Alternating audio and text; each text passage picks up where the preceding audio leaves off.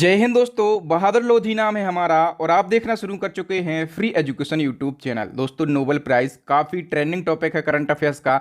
आप किसी भी एग्जाम की तैयारी कर रहे हो, इस टॉपिक से एक से दो क्वेश्चन हर एग्जाम में पूछे ही जाते हैं। तो नोबेल प्राइज़ के जो विजेता हैं इनकी घोषणा हो चुकी है अक्टूबर महीने में, ठीक है।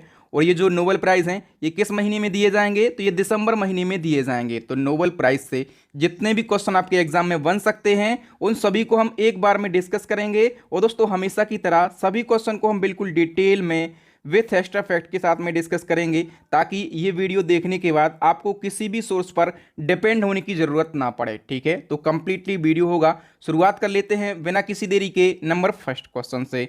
और पहला हमारा क्वेश्चन है कि भौतिकी यानी कि फिजिक्स के क्षेत्र में नोबेल पुरस्कार 2022 से किसको सम्मानित किया गया। तो देखो दोस्तों, जो फिजिक्स का नोबेल पुरस्कार है इससे 3 वैज्ञानिकों को सम्मानित किया गया है, ठीक है। एक है फ्रांस के एलन एस्पेक्ट, दूसरे अमेरिका के हैं जॉन एफ क्लोजर, तीसरे ऑस्ट्रिया के वैज्ञानिक हैं, इनका नाम है एंटोन जिलेंगर, ठीक है। तो इन 3 वैज्ञानिकों को फिजिक्स का नोबेल प्राइज़ दिया गया है। अब दोस्तों, इस क्वेश्चन से जुड़े हुए सारे इंपॉर्टेंट फैक्टों को हम डिस्कस कर लेते हैं। मैंने अभी आपको बताया कि फिजिक्स का जो नोबेल प्राइज़ है ये 2022 में 3 वैज्ञानिकों को दिया गया है, ठीक है। एक फ्रांस के हैं, उनका नाम है एलन एस्पेक्ट, दूसरे अमेरिका के हैं जॉन एफ क्लोजर, और तीसरे कहाँ के हैं, ऑस्ट्रिया के, इनका नाम क्या है, एंटोन जिलिंगर इनका नाम है, ठीक है। अच्छा, ये इन 3 वैज्ञानिकों को ये फिजिक्स का जो नोबेल प्राइज़ है क्यों दिया गया है, ठीक है। तो इन तीनों वैज्ञानिकों को ये पुरस्कार क्वांटम इंफॉर्मेशन साइंस और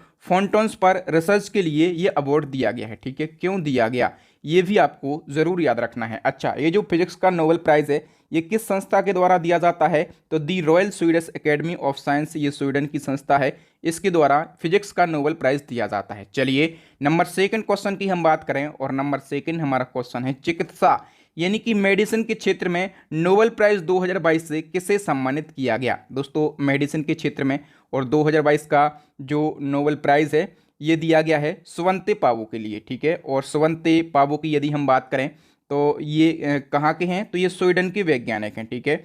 और इनको 2022 में मेडिसिन का नोबेल पुरस्कार दिया गया है। इनको ये पुरस्कार क्यों दिया गया है, मेडिसिन यानी कि चिकित्सा में, तो इनको ये पुरस्कार मानव के क्रमिक विकास पर खोज के लिए दिया गया है, ठीक है। कई बार क्वेश्चन ये भी बन जाता है कि क्यों दिया गया, तो मानव के क्रमिक विकास पर खोज के लिए इनको ये अवार्ड दिया गया है। किस संस्था के द्वारा दिया जाता है, तो कैरोलिंस्का इंस्टीट्यूट, ये स्वीडन की एक संस्था है, इसके द्वारा ये अवार्ड दिया जाता है। नंबर थर्ड क्वेश्चन की हम बात करें, और नंबर थर्ड क्वेश्चन है रसायन यानी कि केमिस्ट्री के क्षेत्र में नोबेल प्राइज़ 2022 के विजेता का नाम बताइए। तो केमिस्ट्री का जो नोबेल प्राइज़ है ये भी 3 वैज्ञानिकों को दिया गया है, ठीक है। 3 वैज्ञानिकों में 2 तो अमेरिका के वैज्ञानिक हैं, एक का नाम है कैरोलिन वर्टोजी, दूसरे का नाम है वेरी शार्पलेस, तीसरे डेनमार्क के वैज्ञानिक हैं, इनका नाम है मोर्टन मेल्डल, ठीक है। तो इन 3 वैज्ञानिकों को इस साल केमिस्ट्री का नोबेल प्राइज़ दिया गया है, ठीक है। हम बात करेंगे कि इन तीनों के लिए ये अवार्ड क्यों दिया गया, ठीक है। तीनों के नाम मैंने बता दिए, कौन सा वैज्ञानिक कहाँ का है ये भी मैंने आपको बता दिया। क्यों दिया गया, तो क्लिक केमिस्ट्री और बायो ऑर्थोगोनल केमिस्ट्री के विकास के लिए इनको ये अवार्ड दिया गया है। और एक नाम आपको याद रखना है बेरी शार्पलेस का, ये अमेरिका के हैं, और इनको जो 2022 का नोबेल प्राइज़ मिला है ये इनका दूसरा नोबेल है। इनसे पहले इनको जो पहली बार नोबेल मिला था 2001 में मिला था केमिस्ट्री का, ठीक है। और इस बार इनको फिर से केमिस्ट्री का मिला है, तो इस साल जो इनको नोबेल प्राइज़ मिला है ये इनका दूसरा नोबेल है। अच्छा, ये किस संस्था के द्वारा दिया जाता है केमिस्ट्री का नोबेल प्राइज़, तो royal Swedish academy of science, Sweden की संस्था है, इसके द्वारा ये अवार्ड दिया जाता है। चलिए नेक्स्ट वन की हम बात करें, और नेक्स्ट हमारा क्वेश्चन है साहित्य के क्षेत्र में यानी कि लिटरेचर के क्षेत्र में नोबेल प्राइज़ 2022 के विजेता का नाम बताइए। तो जो लिटरेचर का नोबेल प्राइज़ है ये 2022 में किसके लिए दिया गया है, तो ये एनी एरनॉक्स के लिए दिया गया है, ठीक है। ध्यान रखना ये महिला है, ठीक है। और ये कौन है, ये फ्रांसीसी लेखिका हैं। तो चलिए सारे फैक्टों को हम डिस्कस कर लेते हैं। तो साहित्य के क्षेत्र में जो 2022 का नोबेल प्राइज़ है ये फ्रांसीसी लेखिका एनी एरनॉक्स को दिया गया है। इनको ये जो नोबेल प्राइज़ है किस किताब के लिए मिला है, किस बुक के लिए मिला है, तो for the कैरोज and clinic equity के लिए इनको ये पुरस्कार दिया गया। इनकी ये जो किताब है, ठीक है, व्यक्तिगत स्मृति की जड़ों, व्यवस्थाओं और सामूहिक प्रतिबंधों को उजागर करती है। किस संस्था के द्वारा दिया जाता है लिटरेचर के क्षेत्र में, तो स्वीडिश एकेडमी, ठीक है, ये स्वीडन की एक संस्था है, इसके द्वारा ये अवार्ड दिया जाता है। अच्छा एक बात बताओ, मेरे पढ़ाने का तरीका आपको पसंद आ रहा है कि नहीं? जो कंटेंट मैंने बनाया है ये आपको अच्छा लग रहा है कि नहीं? यदि आपको लग रहा है और आप चाहते हैं कि 2022 के जो ट्रेंडिंग टॉपिक हैं, जितने भी टॉपिक वाइज करंट अफेयर्स हैं, सभी हमें पढ़ना है बिल्कुल डिटेल में और आसान भाषा में, तो जनवरी 2022 से और अब तक के लिए हमारी एक ई बुक लॉन्च हो गई है करंट अफेयर्स की, ठीक है। इसमें सारे ट्रेंडिंग टॉपिक रहेंगे बिल्कुल डिटेल में, और जितने भी इंपॉर्टेंट क्वेश्चन हैं इन टॉपिक के अलावा वो भी आपको मिल जाएंगे, ठीक है। तो हमारी एक ई बुक है। दूसरी ई बुक जो है ये जनवरी 2021 से और अब तक की ई बुक है, यानी कि लगभग 22 महीने की ई बुक है। और दोनों ई बुक का लिंक आपको कहां पर मिलेगा? तो दोनों ई बुक का लिंक आपको इसी वीडियो के डिस्क्रिप्शन में मिलेगा। और ये मैं सजेस्ट करता हूं नंबर 2 वाली ई बुक के लिए, क्योंकि इसमें नंबर ऑफ क्वेश्चन ज़्यादा हैं। इसमें कुछ टॉपिक 2021 के हैं, वो टॉपिक हैं जो ट्रेंडिंग रहे हैं अपने समय में, और यहाँ से क्वेश्चन एग्जाम में ज़रूर पूछे जाते हैं, ठीक है। और यदि आप एक बार इस ई बुक को बाय करेंगे, और जिन लोगों ने हमारी ई बुक बाय करी है वो जो फीडबैक देते हैं, बोलते हैं, हमें व्हाट्सएप पर मैसेज करते हैं और बताते हैं कि वाह सर क्या ई बुक आपने बताई है पूरे यूट्यूब पर, और अब तक की सबसे बेस्ट ई बुक है हमारी, तो मैं आपको भी सजेस्ट करता हूं कि इस ई बुक को आप ज़रूर बाय कर लें। नेक्स्ट क्वेश्चन है, शांति के क्षेत्र में यानी कि पीस के क्षेत्र में नोबेल पुरस्कार 2022 विजेता का नाम बताइए। दोस्तों शांति के क्षेत्र का जो 2022 का नोबेल प्राइज़ है, ये एक तो व्यक्ति को दिया गया है, ठीक है, यानी कि इंडिविजुअल दिया गया है, और 2 संगठन हैं। तो व्यक्ति का नाम क्या है? एल.एस. वालियात्स्की, ठीक है, और एक संगठन है मेमोरियल संगठन, और दूसरा संगठन कौन सा है? सिविल लिबर्टीज संगठन। तो एक व्यक्ति और 2 संगठनों को शांति का पुरस्कार दिया गया है। तो डी ऑप्शन सही हो जाएगा, उपर्युक्त तो सभी को। तो देखो दोस्तों, हम बात करें कि जो एल.एस. वालियात्स्की हैं, ये कहाँ के हैं? ये बेलारूस के मानव अधिकार अधिवक्ता हैं, इनके लिए दिया गया है। एक रूस का संगठन है मेमोरियल संगठन, और दूसरा यूक्रेन का संगठन है लिबर्टीज संगठन, ठीक है। तो 2 संगठनों के लिए और एक व्यक्ति के लिए 2022 का शांति का नोबेल पुरस्कार दिया गया है। किस संस्था के द्वारा ये पुरस्कार दिया जाता है? तो नॉर्वे की संसद का नाम क्या है? स्टोटिंग यहाँ की संसद का नाम है। और नॉर्वे की संसद के द्वारा चुनी गई 5 सदस्यीय समिति के द्वारा शांति का नोबेल पुरस्कार प्रदान किया जाता है। ध्यान रखना दोस्तों यहाँ से एक फैक्ट कि जो शांति का नोबेल प्राइज़ है ये नॉर्वे में दिया जाता है, ठीक है। और शांति के नोबेल पुरस्कार को छोड़कर बाकी के जो 5 कैटेगरी में नोबेल प्राइज़ दिए जाते हैं, ये स्वीडन की राजधानी स्टॉकहोम में दिए जाते हैं। मैंने बताया था कि टोटल कितने क्षेत्रों में नोबेल प्राइज़ दिए जाते हैं? 6 क्षेत्रों में, ठीक है। तो 5 क्षेत्रों में जो नोबेल प्राइज़ दिए जाते हैं वो स्टॉकहोम में दिए जाते हैं, और जो शांति का नोबेल प्राइज़ है ये नॉर्वे में दिया जाता है। ओके, नेक्स्ट क्वेश्चन है, अर्थशास्त्र के क्षेत्र में नोबेल पुरस्कार 2022 के विजेता का नाम बताइए। तो 2022 में 3 अर्थशास्त्रियों के लिए नोबेल पुरस्कार दिया गया है, ठीक है। उनमें से एक का नाम है वेन एस वर्नानके, दूसरे का नाम है डगलस डब्ल्यू डायमंड, तीसरे का नाम है फिलिप एच डायबविगो, ठीक है। तो डी ऑप्शन सही हो जाएगा, उपर्युक्त तो सभी को अर्थशास्त्र का नोबेल पुरस्कार दिया गया है। चलिए हम फैक्टों को डिस्कस करेंगे। तो 3 अर्थशास्त्रियों को दिया गया है, और तीनों के तीनों अर्थशास्त्री जो हैं ये अमरीकी अर्थशास्त्री हैं। एक का नाम है बेन एस वर्नानके, दूसरे का नाम है डगलस डब्ल्यू डायमंड, तीसरे का नाम है फिलिप एच डायबविगो, ठीक है। इनको क्यों दिया गया है ये अवार्ड? तो इन तीनों अर्थशास्त्रियों को बैंकों और वित्तीय संकट पर शोध के लिए ये पुरस्कार दिया गया है, ठीक है। किस संस्था के द्वारा दिया जाता है? तो वही स्वीडन की रॉयल स्वीडिश एकेडमी संस्था है, इसके द्वारा ये अवार्ड दिया जाता है। तो हमने 6 क्षेत्रों में जो नोबेल पुरस्कार दिए गए हैं सभी को डिस्कस कर लिया है। अब नोबेल पुरस्कार से स्टैटिक जीके के क्वेश्चन आपके एग्जाम में पूछे जाते हैं, उनको भी हम डिस्कस कर लेते हैं। ये भी आपको बहुत ही ध्यान से पढ़ना है।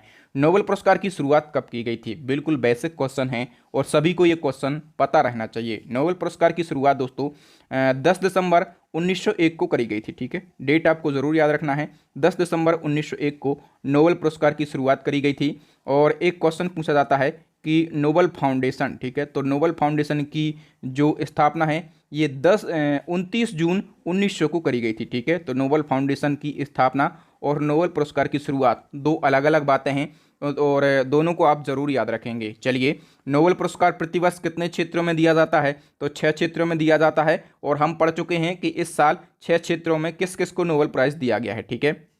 सबसे पहले केवल आपको याद रखना है कि अर्थशास्त्र में जो नोबेल प्राइज़ है ये कब से दिया जाने लगा है?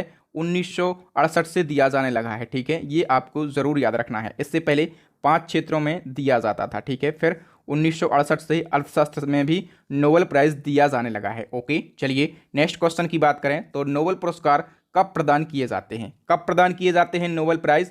तो ये 10 दिसंबर को दिए जाते हैं। मैंने बताया कि इसकी घोषणा कब की जाती है, अक्टूबर माह में की जाती है और ये 10 दिसंबर को दिए जाते हैं। 10 दिसंबर को क्या होता है? तो अल्फ्रेड नोबेल की पुण्यतिथि होती है। ठीक है, तो अल्फ्रेड नोबेल की पुण्यतिथि के उपलक्ष्य में ये नोबेल पुरस्कार प्रदान किए जाते हैं। अभी तो घोषणा करी गई है। अच्छा, 10 दिसंबर की बात हुई है तो 10 दिसंबर को एक दिवस होता है, ह्यूमन राइट डे, यानी कि मानवाधिकार दिवस होता है। ये भी आपको पता रहना जरूरी है। नेक्स्ट हमारा क्वेश्चन है, किसी एक क्षेत्र में अधिकतम कितने लोगों को नोबेल पुरस्कार मिल सकता है? किसी एक क्षेत्र की हम बात कर रहे हैं तो किसी एक क्षेत्र में अधिकतम 3 लोगों को नोबेल प्राइज दिया जा सकता है। ओके, तो B option is the correct answer. चलिए नेक्स्ट वन की हम बात करें तो नोबेल पुरस्कार अल्फ्रेड नोबेल के नाम पर दिया जाता है। ठीक है, तो आपको ये बताना है कि जो अल्फ्रेड नोबेल हैं ये किस देश के प्रसिद्ध वैज्ञानिक थे। दोस्तों, अल्फ्रेड नोबेल जो हैं ये स्वीडन देश के प्रसिद्ध वैज्ञानिक थे। इनके बारे में हम 2-3 फैक्टों को देख लेते हैं। तो अल्फ्रेड नोबेल का जन्म जो है ये 21 अक्टूबर 1833 को हुआ था। देखिए, इनका जन्म कब हुआ था? अक्टूबर में। ठीक है, तो नोबेल प्राइज़ की जो घोषणा है ये अक्टूबर में करी जाती है। ठीक है, और ये कौन थे?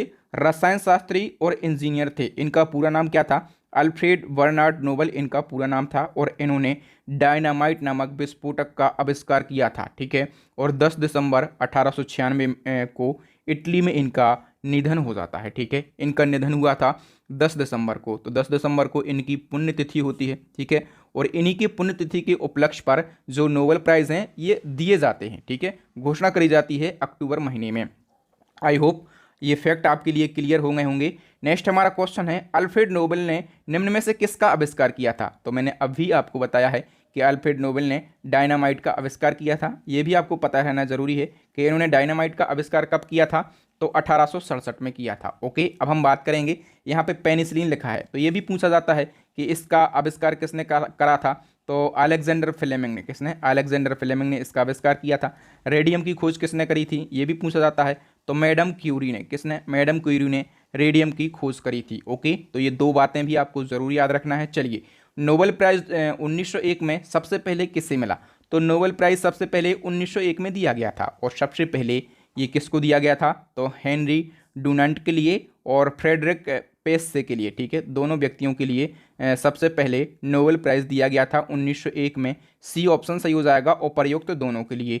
नेक्स्ट क्वेश्चन क्या है, प्रथम भारतीय कौन हैं जिन्हें पहली बार नोबेल प्राइज़ दिया गया था? तो प्रथम भारतीय व्यक्ति जिनको नोबेल प्राइज़ दिया गया था इनका नाम है रविन्द्रनाथ टैगोर। लेकिन केवल नाम से आपको संतुष्ट नहीं हो जाना है। इनको नोबेल प्राइज़ कब दिया गया था? 1913 में। ठीक है, और किस फील्ड में इनको नोबेल प्राइज़ दिया गया था? तो लिटरेचर के क्षेत्र में दिया गया था। ठीक है, और इनको किस पुस्तक के लिए नोबेल प्राइज़ दिया गया था? तो गीतांजलि के लिए इनको नोबेल प्राइज़ दिया गया था। तो ये जो 3 मैंने आपको बातें बताई हैं ये 3 भी आपको ज़रूर याद रखना है। ओके, चलिए इसी क्रम में एक और क्वेश्चन आपके एग्जाम में बनता है कि प्रथम भारतीय महिला कौन है जिनको नोबेल पुरस्कार से सम्मानित किया गया था? हम बात कर रहे हैं प्रथम भारतीय महिला, तो उनका नाम क्या है? उनका नाम है mother Teresa. A option is the correct answer. और इनको हम बात करें कि नोबेल प्राइज़ कब दिया गया था? 1979 में। इनको किस क्षेत्र में नोबेल प्राइज़ दिया गया था? दोस्तों, इनको शांति के क्षेत्र में नोबेल प्राइज़ दिया गया था। ठीक है, और यदि हम मदर टेरेसा की बात करें तो ये विदेशी मूल की हैं। विदेशी मूल की हैं यानी कि ये भारत की नहीं है। ठीक है, तो मैं आपको डिटेल बताऊंगा। तो ये अल्बानिया देश की थी। किस देश की? ये थी अल्बानिया देश की। ठीक है, फिर इन्होंने क्या करा कि बाद में इन्होंने भारत की नागरिकता ले ली तो ये भारतीय हो गई। ठीक है, वैसे ये विदेशी मूल की थी। ठीक है, और यहाँ से एक और फैक्ट आपको याद रखना है कि मैडम क्यूरी जो हैं ये पहली और अभी तक की एकमात्र ऐसी महिला हैं जिनको 2 बार नोबेल पुरस्कार से सम्मानित किया गया है। एक तो इनको नोबेल पुरस्कार दिया गया था 1903 में। ठीक है, और 1903 में इनको जो नोबेल पुरस्कार मिला था ये फिजिक्स में मिला था, और एक 1911 में इनको नोबेल पुरस्कार मिला था, और इनको 1911 में जो नोबेल पुरस्कार मिला था ये केमिस्ट्री का नोबेल पुरस्कार मिला था। ठीक है, तो मैडम क्यूरी पहली और एकमात्र महिला हैं जिनको 2 बार नोबेल पुरस्कार से सम्मानित किया गया है। तो जितनी भी मैं आपको जो एक्स्ट्रा फैक्ट बताता हूँ ये बेहद ही महत्वपूर्ण होती है आपके एग्जाम के लिए, ठीक है। और ये पढ़ाने का सबसे बेस्ट तरीका है। और यदि आपको मेरे पढ़ाने का तरीका पसंद आ रहा है ना, तो वीडियो को अभी के अभी लाइक एंड शेयर जरूर कर दें। शांति के क्षेत्र में नोबेल पुरस्कार कहाँ दिया जाता है, तो मैंने आपको ऊपर ही बता दिया था कि जो शांति का नोबेल पुरस्कार है ये नॉर्वे की राजधानी ओस्लो में दिया जाता है। कहाँ पर? नॉर्वे की राजधानी ओस्लो में दिया जाता है, ठीक है। और शांति को छोड़कर जितने भी 5 क्षेत्रों के नोबेल पुरस्कार बचते हैं वो सभी कहाँ दिए जाते हैं? स्वीडन की राजधानी स्टॉकहोम में। कहाँ पर? स्वीडन की राजधानी स्टॉकहोम में दिए जाते हैं बाकी के 5 क्षेत्रों में, ठीक है। नेक्स्ट वन की हम बात करेंगे, किस पुरस्कार को एशिया का नोबेल प्राइज कहा जाता है? इस टाइप के क्वेश्चन भी पूछे जाते हैं। तो एशिया का जो नोबेल प्राइज है ये रेमन मैग्सेसे पुरस्कार को कहा जाता है, ओके। जो रेमन मैग्सेसे पुरस्कार है ये एशिया के व्यक्तियों और संस्थाओं को उनके अपने क्षेत्र में विशेष रूप से उल्लेखनीय कार्य करने वालों को दिया जाता है। नेक्स्ट हमारा क्वेश्चन है, आर्किटेक्चर यानी कि वास्तुकला का नोबेल पुरस्कार किसको कहा जाता है?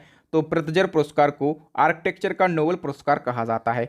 नेक्स्ट वन की यदि हम बात करें कि गणित का नोबेल पुरस्कार किसको कहा जाता है? दोस्तों गणित का जो नोबेल पुरस्कार है ये एबेल पुरस्कार को कहा जाता है, ठीक है। नेक्स्ट वन की हम बात करें और नेक्स्ट हमारा क्वेश्चन है, अरब जगत का नोबेल पुरस्कार किसे कहा जाता है? दोस्तों अरब जगत का जो नोबेल पुरस्कार है ये शेख जायद बुक पुरस्कार को कहा जाता है। ए ऑप्शन सही हो जाएगा। नेक्स्ट वन की हम बात करें और नेक्स्ट हमारा क्वेश्चन है, खाद्य और कृषि क्षेत्र का नोबेल पुरस्कार किसे कहा जाता है? दोस्तों खाद्य और कृषि क्षेत्र का जो नोबेल पुरस्कार है ये विश्व खाद्य पुरस्कार को कहा जाता है, ठीक है। अब दोस्तों जो विश्व खाद्य पुरस्कार हैं यहाँ से स्टैटिक जीके में कई क्वेश्चन आपके एग्जाम में पूछे जाते हैं। दोस्तों ये जो पुरस्कार है वर्ल्ड फूड प्राइज फाउंडेशन के द्वारा उन व्यक्तियों को प्रदान किया जाता है जिन्होंने भुखमरी को कम करने एवं वैश्विक खाद्य सुरक्षा को बढ़ाने में महत्वपूर्ण योगदान दिया हो। इस पुरस्कार की शुरुआत 1986 में करी गई थी। किसके द्वारा करी गई थी? तो डॉक्टर नॉर्मन बोरलॉग के द्वारा करी गई थी, ठीक है। डॉक्टर नॉर्मन बोरलॉग के बारे में सभी लोग जानते होंगे, ये विश्व हरित क्रांति के सूत्रधार कहे जाते हैं, ठीक है। इससे भी ज़्यादा इंपॉर्टेंट फैक्ट ये है कि पहली बार जो विश्व खाद्य पुरस्कार है ये किसके लिए दिया गया था? तो डॉक्टर एम.एस. स्वामीनाथन के लिए दिया गया था, ठीक है। और डॉक्टर एम.एस. स्वामीनाथन के बारे में भी सभी लोग जानते होंगे। ये कौन है? ये भारत में हरित क्रांति के जनक हैं, ठीक है। और इनको ये विश्व खाद्य पुरस्कार कब दिया गया था? 1987 में दिया गया था, ओके।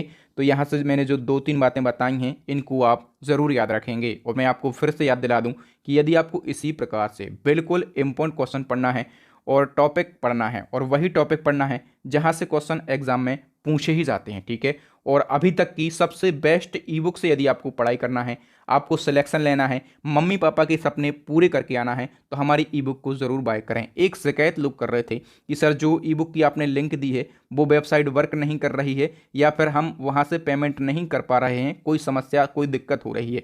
तो उस समस्या के निदान के लिए हमारी टीम ने थोड़ी सी मेहनत करी है और एक व्हाट्सअप नंबर लॉन्च कर दिया है, ठीक है। और वही जो नंबर आपको नीचे डिस्क्रिप्शन में दिख रहा होगा, ठीक है, 9630829464, तो इसी नंबर पे आप डायरेक्टली फ़ोन पे या फिर पेटीएम से पेमेंट कर सकते हैं, ठीक है। और उसका स्क्रीनशॉट जैसे आप व्हाट्सएप पे सेंड करेंगे तो आपके लिए ई बुक तुरंत सेंड कर दी जाएगी। लेकिन यदि आपसे जो लिंक है वहाँ से आप पेमेंट नहीं कर पा रहे हैं, कोई दिक्कत है, तब आप ऐसा कर सकते हैं, ओके। अदरवाइज़ आप लिंक से ही पेमेंट कर दें तो हमारी टीम के जो मेंबर हैं उनका भी समय बच जाएगा आप लोगों के मैसेज पढ़ने में और आप लोगों को ई बुक सेंड करने में, ओके। चलिए नेक्स्ट क्वेश्चन आप लोगों को पता होता है कि हमेशा की तरह आप लोगों के लिए क्वेश्चन चैलेंजिंग है। इसका आंसर आपको कमेंट सेक्शन में कमेंट करके बताना है कि ईरानी कप 2022 का जो खिताब है ये किस टीम ने जीता है, ओके। कमेंट करके बताएं। यदि आप चाहें तो इस क्वेश्चन के बारे में 1-2 एक्स्ट्रा बातें भी लिख सकते हैं, क्योंकि जब भी मैंने इस क्वेश्चन को समझाया होगा तो एक्स्ट्रा बातें आपको ज़रूर बताई होंगी। तो थैंक यू दोस्तों,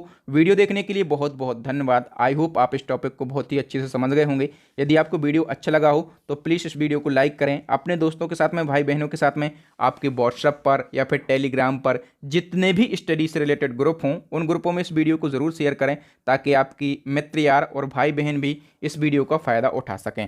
न्यू स्टूडेंट से यही कहूँगा कि हमारे चैनल को सब्सक्राइब कर लो और साथ में बेल आइकन दबा लो ताकि जब भी मैं नया और इसी प्रकार का ट्रेंडिंग टॉपिक डालूं तो उसका नोटिफिकेशन सबसे पहले आपको मिल सके, आपको यहाँ वहाँ वीडियो सर्च करने की ज़रूरत ना पड़े। इसी प्रकार के सारे ट्रेंडिंग टॉपिक हम कंटिन्यू बनाते रहते हैं। तो यदि आप चाहते हैं पुराने ट्रेंडिंग टॉपिक देखना तो हमारी प्लेलिस्ट को ज़रूर विजिट करें। प्लेलिस्ट की लिंक आपको आई बटन में मिलेगी या फिर नीचे डिस्क्रिप्शन में मिलेगी या फिर अभी स्क्रीन के ऊपर 3 वेरी यूज़फुल वीडियो दिख रहे होंगे, इन वीडियोज़ को ज़रूर देख लें। तो थैंक यू दोस्तों, राम राम, दुआ सलाम।